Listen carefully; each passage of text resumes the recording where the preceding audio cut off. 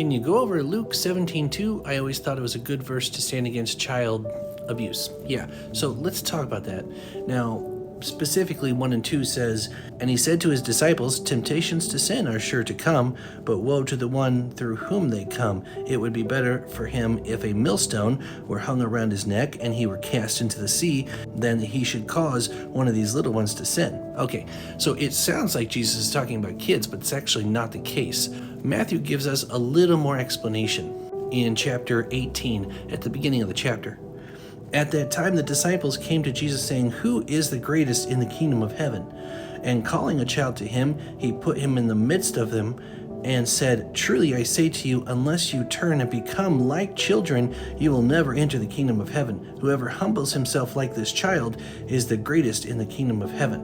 Whoever receives one such child in my name receives me, but whoever causes one of these little ones who believe in me to sin, it would be better for him to have a great millstone fastened around his neck and to be thrown in the depths of the sea.'"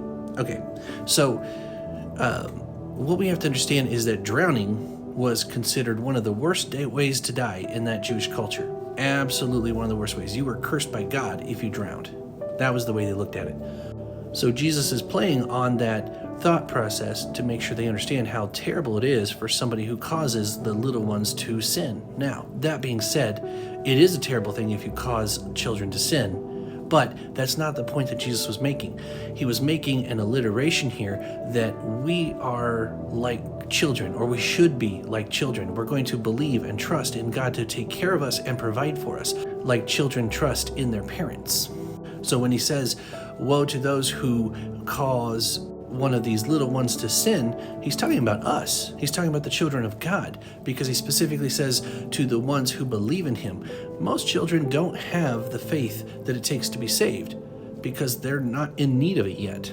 I'm not saying it's impossible, but he's clearly making that same allusion to this, that woe to those who cause my believers to sin, people who believe in me. They are going to face a greater punishment.